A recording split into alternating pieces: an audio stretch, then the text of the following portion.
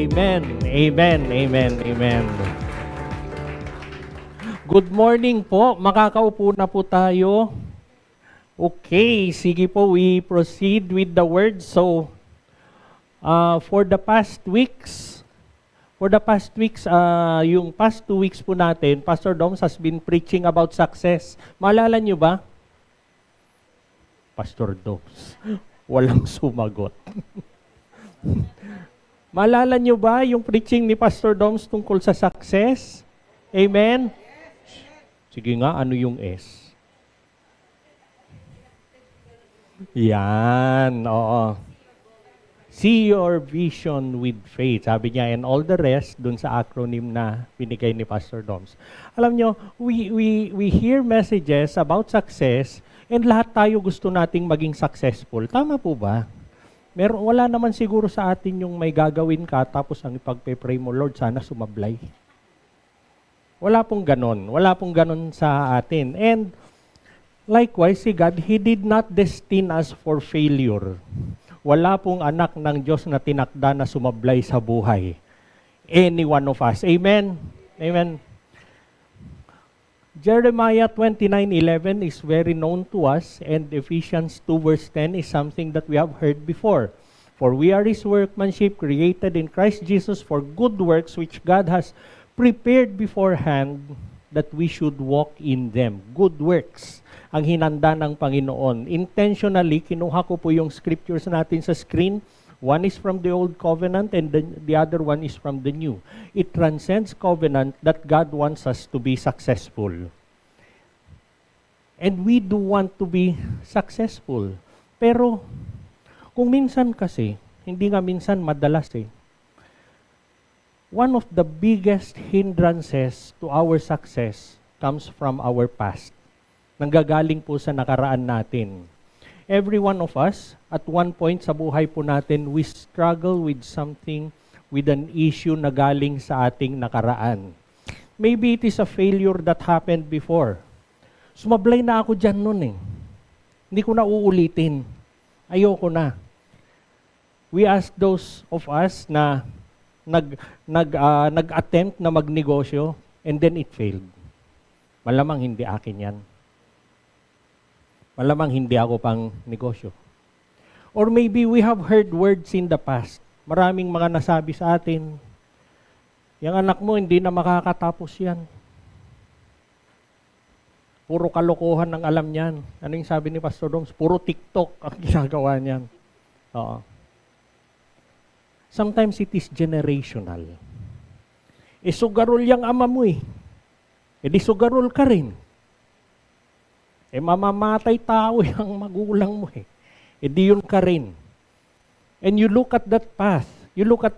Pero yun ba ang sinadya, yun ba ang plinano ng Panginoon para sa atin?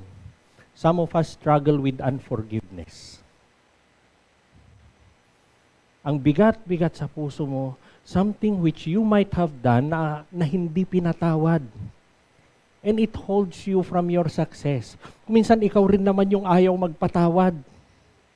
Ayaw mong magpatawad and instead na umabante ka sa buhay, dun ka na, hindi ka gumagalaw. Or sometimes we regret things. Capital S palagi sa buhay natin yung sayang. Sana ganun. Pero hindi ko ginawa Ayoko na nga. Huwag na lang. Or we struggle from broken relationships. Sumablay noon, ayoko na. Hindi na.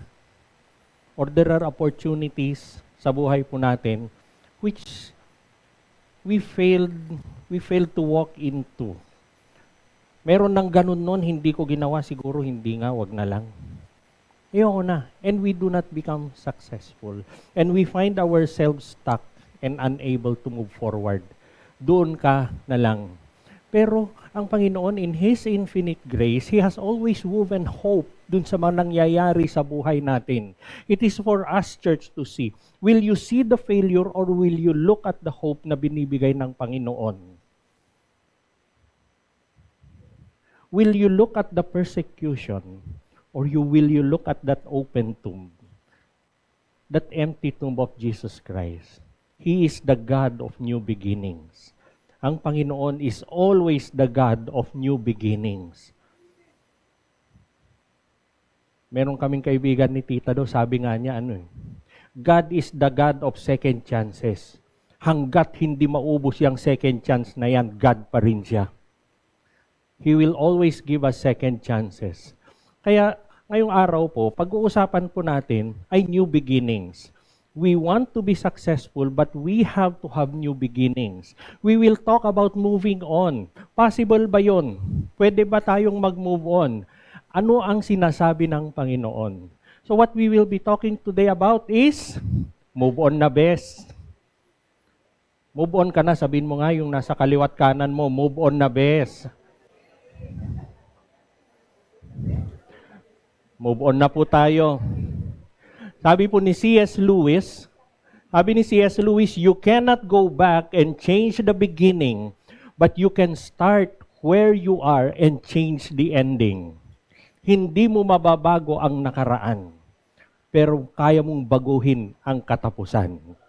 Because you have God. Saan nanggagaling yan? It comes from a scripture written by Isaiah. Sabi niya, but forget all that. It is nothing compared to what I am going to do. For I am about to do something new. See, I have already begun. Do you not see it? I will make a pathway through the wilderness. I will create rivers in the dry wasteland. Sino ang kausap ni Isaiah during this time? He was talking to a very rebellious people. They chose idolatry over God. They chose to worship other things. They chose to worship their profession. They chose to worship yung kakayanan nila. Walang God sa buhay. And then comes the doom of the exile. Alam nila mangyayari na. And the God who brought them there is the same God who is telling na, oo, nakaraan na yun. Alam ko lahat ng kalokohan nyo. Alam ko lahat yung pagkakamali nyo. Pero ibabangon ko kayong lahat. Church, can you listen to God today? Nangyari na yung nangyari po sa buhay natin. Nangyari na yung pagkakamali. Nangyari na yung failure, yung failed relationships. Nangyari na lahat ng regrets. Nangyari na lahat ng ayaw natin sa buhay. But listen to God. Anong sinasabi niya ngayon?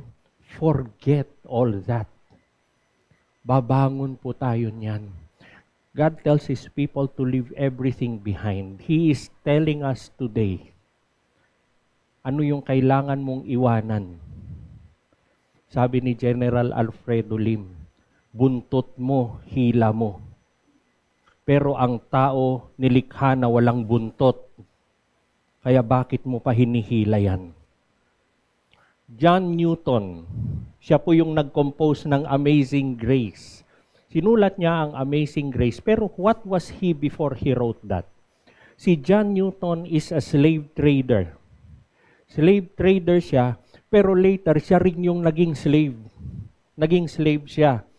One day, bumibiyahe sila, pabalik na ng England, nasa barko sila, and it was normal for him to treat slaves and give them misery and give them a terrible treatment. Kasi normal yun para sa kanya. Nakita niya yon sa tatay niya. And it was normal during that time. Pero anong nangyari? Sa kalagitnaan ng dagat, bumagyo. Bumagyo na akala niya katapusan na niya. And it was during that storm na naalala niya lahat yung mga scriptures na sinabi ng nanay niya sa kanya. And he surrendered his life to God. May bagyo ba kayong dinadaanan? Why don't you surrender your life to God? Tinanggap niya ang Panginoon sa kanyang buhay and almost instantly, nagbago siya during that trip na pagdaong nila sa England, iba na siya. Iba na siya na yung slaves nila noon, naging kaibigan na niya. Yung mga kumukontra sa slavery, naging kaibigan na niya. And he was able to motivate the British people to outlaw slavery during that time. And then the rest of his life, anong nangyari? Naging minister siya ng Anglican Church and he wrote many hymns including yung Amazing Grace. Amazing Grace, how sweet the sound. Lord, I do not deserve it, but you saved a wretch like me. When he said wretch, he meant wretch in capital letters. Nakita niya, naalala niya lahat ng kalokohan na ginawa niya sa slaves. But he was looking into the amazing grace of God.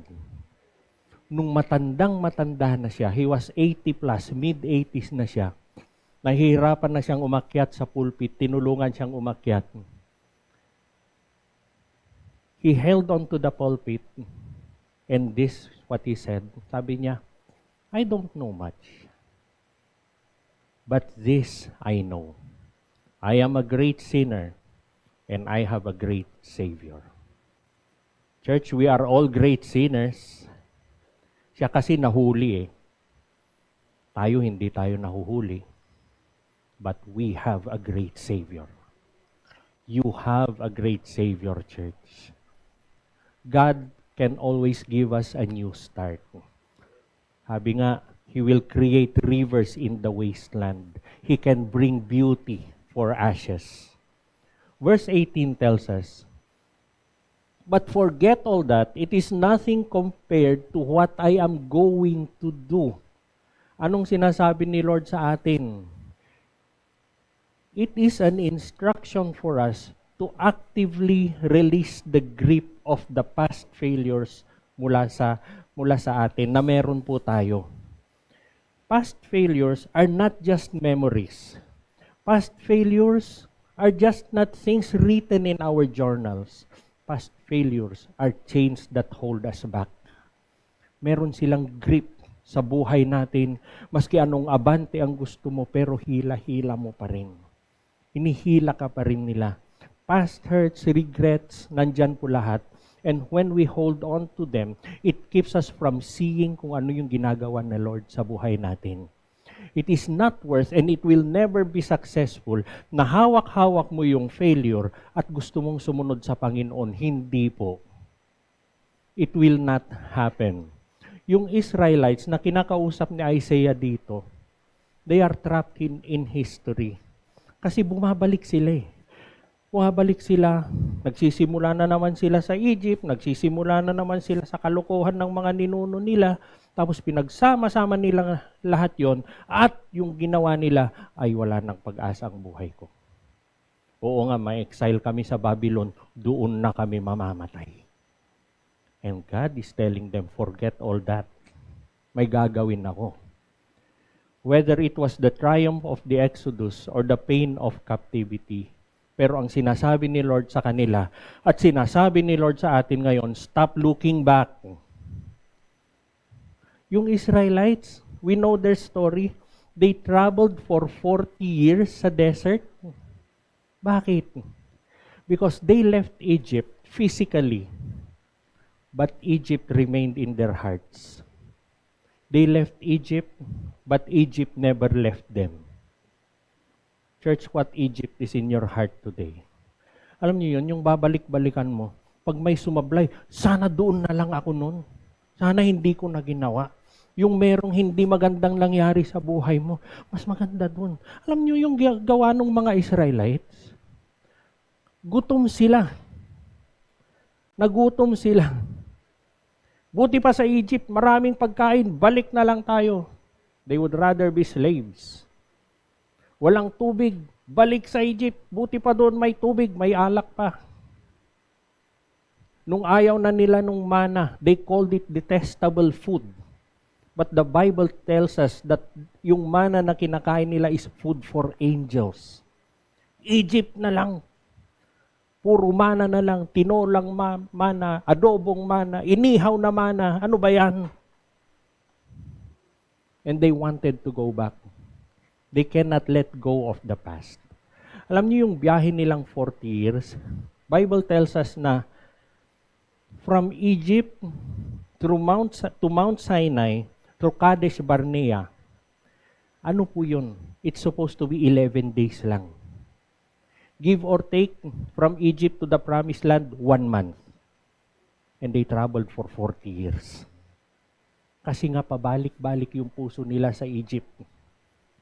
And this same truth echoes yung truth na mababasa natin sa Philippians 3:13 and 14. Brothers, I do not consider that I have made it my own, but one thing I do, forgetting what lies behind and straining forward to what lies ahead, I press on toward the goal for the prize of the upward call of God in Jesus Christ. Ang nagsulat po niyan ay persecutor. Pinapatay niya ang mga Kristiyano. And it is the same Paul na nagsasabi sa atin ngayon na forgetting what lies behind and straining forward for what lies ahead. Bakit? Because there is an upward call. Meron pong upward call. There is an upward call. God is calling us. Will you choose the upward call or will you be held back for what happened before? Alin po ba ang pipiliin natin? Ano yung past failure or discouragement na nangyari sa atin that we need to release? Because we will release that today. Para sabi nga dito, so we can fully embrace kung ano yung plano ni Lord para sa buhay natin. Verse 19 tells us, "For I am about to do something new. See, I have already begun. Do you not see it?" Church, can you take this scripture very personally today? Listen to God talking to you today. For I am about to do something new. You heard about success, not by accident. And then God is telling you now, I am about to do something new. Listen to God, talk to your hearts now. God is about to do something new in every heart today. See, I have already begun. Do you not see it? Alam niyo yung scripture na yan, it gives us a choice. God is definitely doing something. But the choice is, do you choose to see it? Or are your eyes fixed on something else? Do you choose to see what God is doing? Or do you choose to see the failure? Do you choose to follow the path of God? Or do you choose to follow the path that you made for yourself? Nasaan ka ba, kapatid? Do you seek God's solution? Do you seek God's grace? Do you seek God's providence? Sino po ba ang masusunod? God is always at work. He is creating opportunities for each of us. Marami po siyang blessings. Hindi po nauubusan ang Panginoon.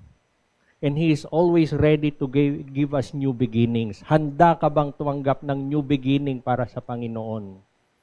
Nagaling sa Panginoon. The challenge is to perceive it and embrace it kung ano yung ginagawa ni Lord sa buhay po natin. Are you ready to receive? Are you excited to receive? Or ikaw ba yung takot na tumanggap? Or ikaw ba yung nag-aalangan na tumanggap? Or ikaw ba yung, Lord, give me reasons, 1, 2, 3, 4, 5 para gawin ko yan. Para sumunod ako sa Kanya. Or are you someone who would rather walk by faith, not by sight? Ano yung binibigay ni Lord sa iyo ngayon? He has already begun. Do you see it, church? Ano yung ginagawa niya? Pag hawak-hawak mo, pag nakakapit ka kasi sa discouragement, it can blind you. It can blind you, parang blindfolded ka, yun na yun. Always remember that your enemy comes to steal, kill, and destroy. Para hindi mangyari yung plano ni God. He will blind you to the fresh pathways that God is making and giving to you. Sabi nga ni Jesus, and we heard this again last week, Matthew 9:17, "Neither is new wine put into old wineskins. If it is, the skins burst and the wine is spilled and the skins are destroyed, but new wine is put into fresh wineskins. and so both are preserved. Church, what wineskins do you have? Are you holding on dun sa wineskins na luma? And put new wine, it will not work. Sasabog po yan. Bitawan mo na lang, palitan mo na lang. Ano ang ginagawa ni Lord sa buhay natin? Para matanggap mo yung ginagawa ng Panginoon sa buhay natin, we must allow Him to renew us from the inside out.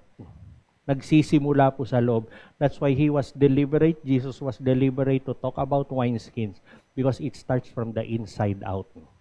No matter what new wine the Lord will give us, if your wineskins are old, hindi po match yan. Rick Warren, siya po yung author ng Purpose-Driven Life.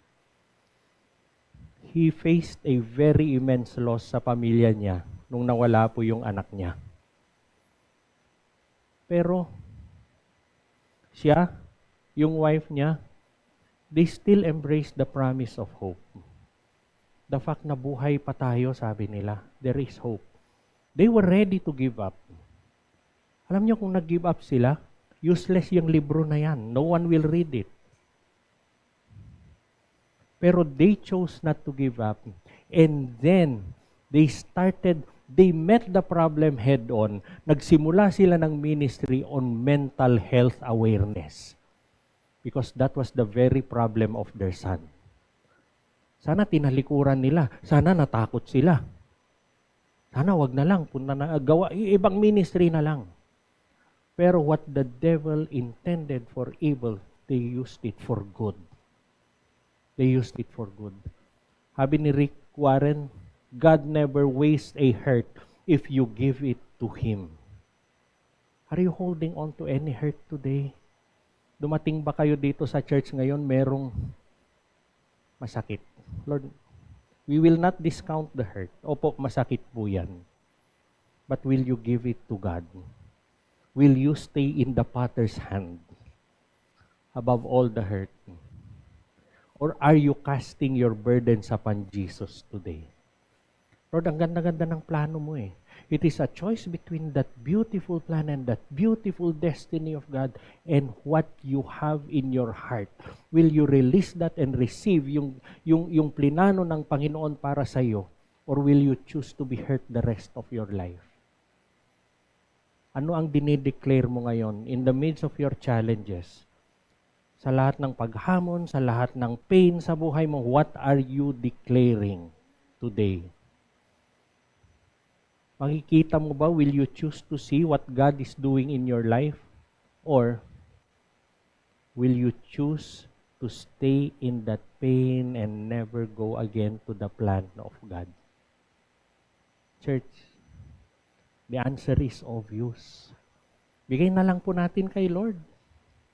Bigay na lang po natin. What is it worth?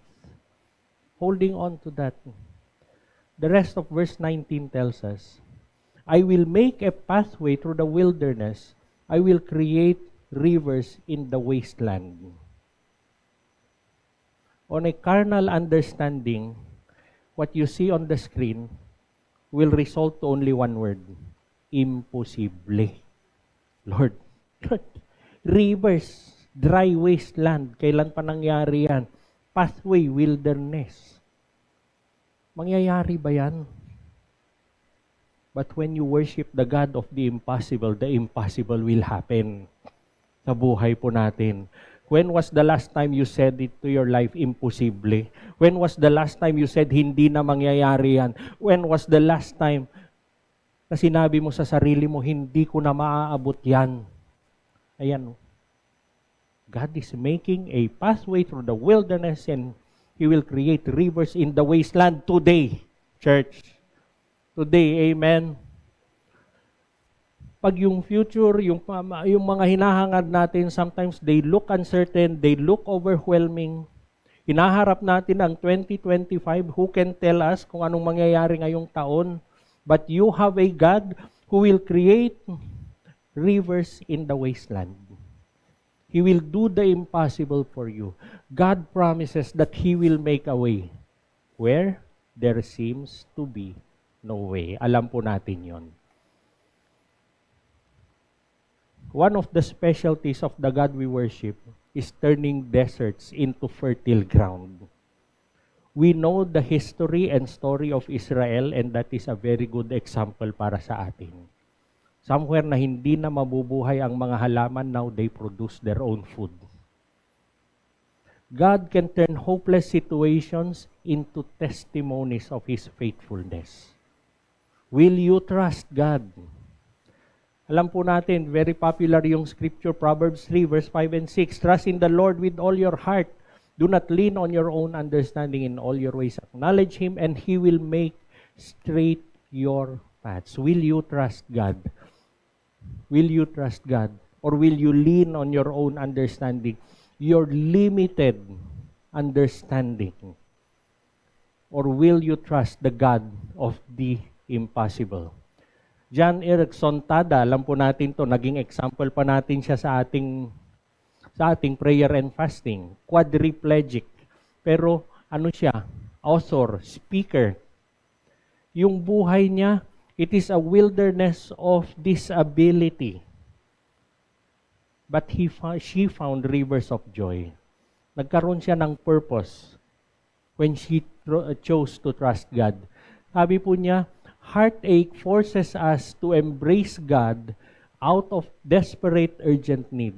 God is never closer than when your heart is aching. May dala-dala po ba kayo ngayon? May dala-dala po ba kayo ngayon sa inyong mga puso? What is that burden? What is that heartache that you have now? When you think that God is so far, that is the time that God is so close to you. Because He is with us. He is with us today, and His promise still stands. How can you trust God to make a way? Dun sa wilderness na hinaharap mo ngayon. Think of it now. Ano yun? May gagawin si Lord. May ginagawa si Lord. I have already begun. Can you perceive it? Sabi niya. It is a choice for us to perceive what God is doing.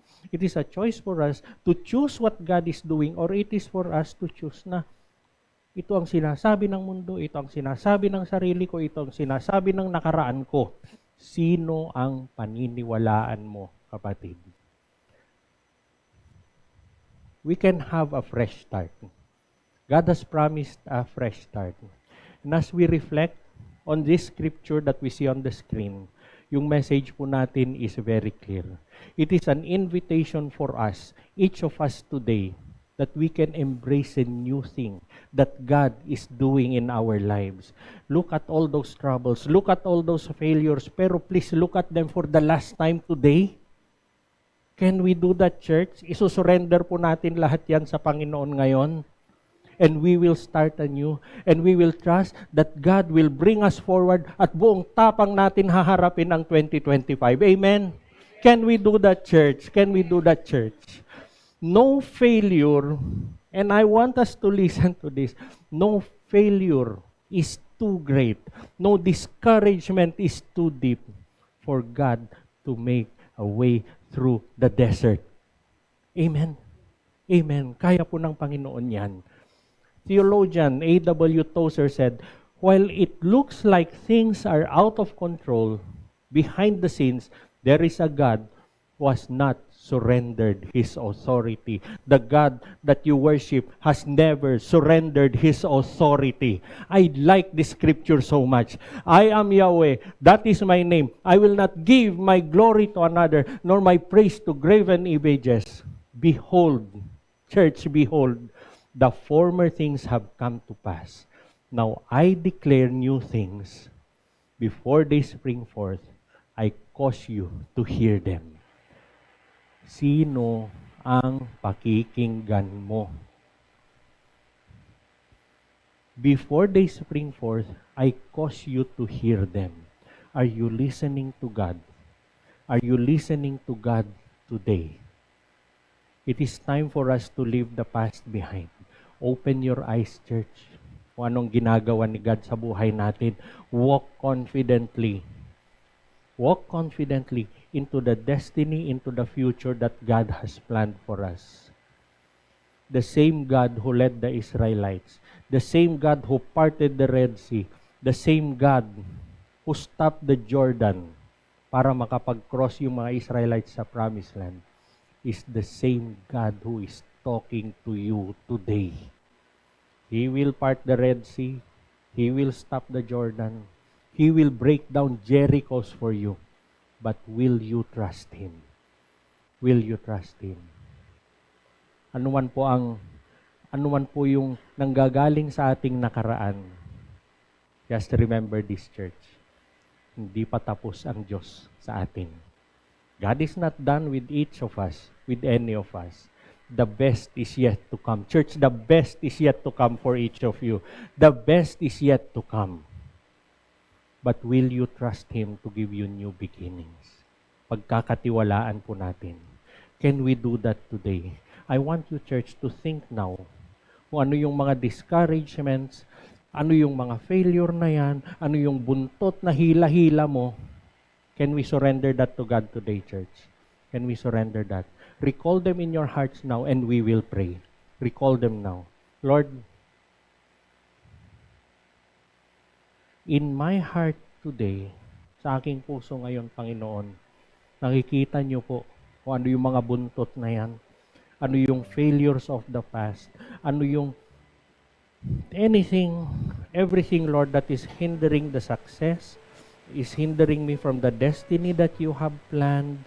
Lord, I recall them in my heart today for only one purpose, that we will cast these burdens upon you today, God. Lord, would you take them? Lord, we release them today, Lord. Kunin nyo na po, Panginoon. Lord, for the longest time, all those years, Lord, unforgiveness, generational things, Panginoon. Lord, we nail them at the foot of your cross today, God. We look unto Calvary today, Lord. And as we look into Calvary, we know that we could start again, Lord. We can trust what you have done, Panginoon. And we can come to you. Lord, everyone who has trusted you today, Lord, na sinuko nila lahat, pinasakop nila lahat, Panginoon, kung ano yung mga humihila sa kanila, things of the past, in the name of Jesus, I declare that they are free today. I declare that all of these things of the past are nothing but history. But let them propel them, Lord, into what better life you have planned for them. Today, Lord, in the name of Jesus, I speak victory unto each one of us, God. I speak, Lord, that we will reach that success that you have planned. I know, Lord, we know, Lord, that we cannot be certain of this year, but we can be certain that we are in your hands. Panginoon, would you bless each of them, God? And we pray, Lord, that as we go through this year, we will always fix our eyes on you. We will follow your path. We will worship you, Lord. We will perceive what you are doing. We will choose, Lord, to do what you want us to do, and we will choose to follow your leading.